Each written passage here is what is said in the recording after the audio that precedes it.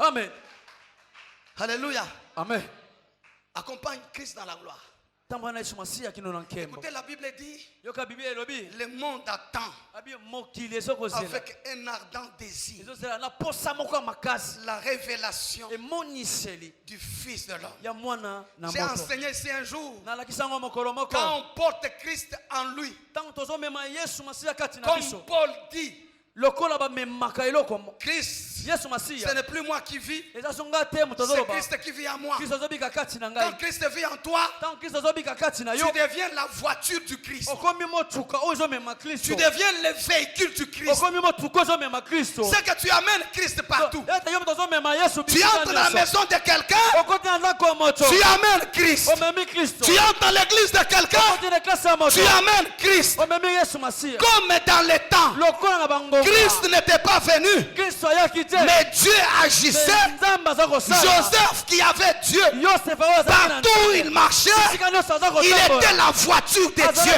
Il amenait Dieu partout. Oui.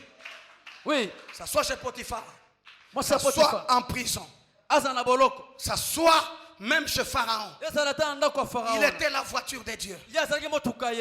Cette année-là est devenue la voiture de Dieu. Celle qui a amené Jésus dans la gloire.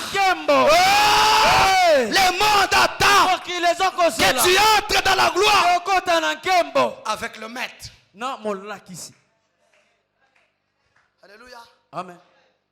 S'il y a quelqu'un attaché par le monde des ténèbres, maintenant que je parle, parce que Christ aujourd'hui est en train d'opérer le miracle du détachement pour entrer dans la gloire.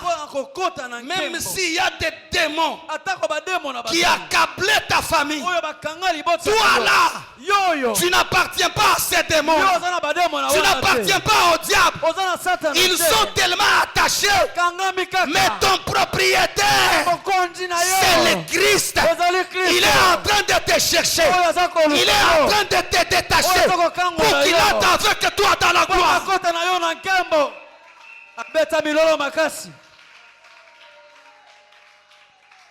Et le processus de sa mort commence. Parce qu'il le prépare par le détachement de l'humanité. Et là on dit, il y avait l'anneau et il y avait une ânesse. Dans le monde, il n'y a que deux personnes. Il n'y a qu'un homme et il n'y a qu'une femme que le diable a attaché. Depuis le jardin d'Éden, il n'y avait que l'homme et il n'y avait que la femme. Et là, il y avait un anneau et il y avait une ânesse, le symbole de nation que Jésus-Christ devait libérer, que Jésus-Christ devait détacher pour une vérité, pas une réalité. La réalité, c'était le détachement, mais la vérité, c'était la gloire. Alléluia. Jésus entre avec l'anneau dans la gloire. Oh, j'ai prophétisé sur toi cette semaine, entre dans la gloire. Cette semaine, sois libéré. Cette semaine, sois libéré. Sois libéré de la pauvreté. Sois libéré du célibat. Sois libéré du chômage. Sois libéré de la stérilité. Sois libéré du combat. Sois libéré de la pauvreté. Quand Jésus avance avec toi dans la gloire. Alléluia. Amen. Vous savez, Jésus n'est pas mort une fois. Je vais te scandaliser ce matin. Le mystère de sa mort. Jésus est mort 3 fois. Alléluia. Amen. Il n'est pas mort une fois, mais il est mort 3 fois. Et quand Jésus meurt 3 fois, la première mort, comment un homme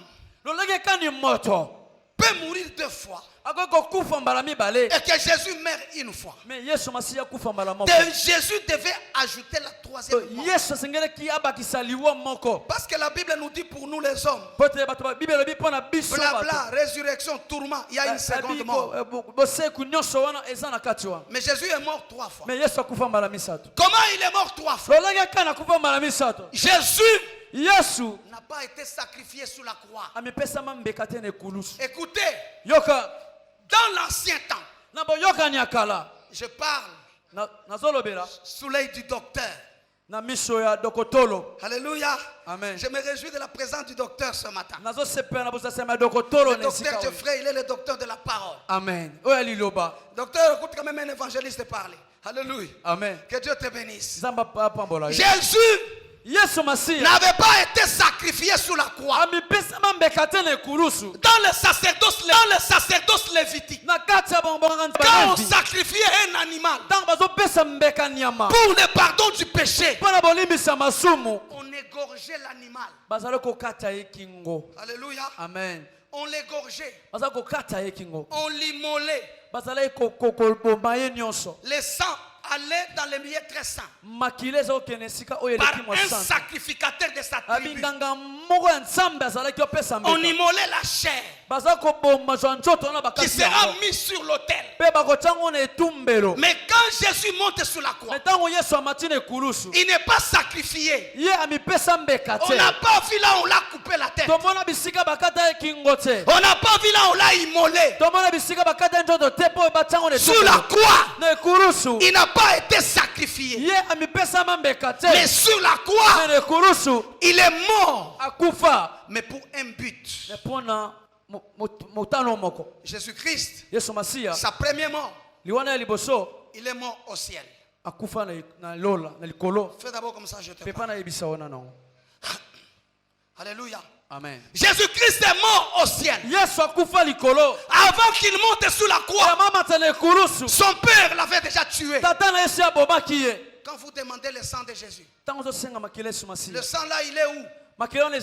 Le sang n'est pas resté sur la croix. Et sur la croix, ce n'était que des gouttes.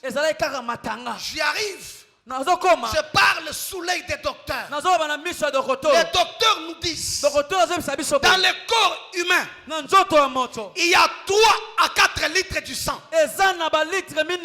On n'a pas vu sur la croix là où 3 litres 3 litres ou 4 litres ont coulé. Non. D'ailleurs, quand on a perforé les côtes de Jésus, Jésus n'avait plus le sang. C'est l'eau qui est sortie. Il n'avait plus le sang. Mais où était parti le sang?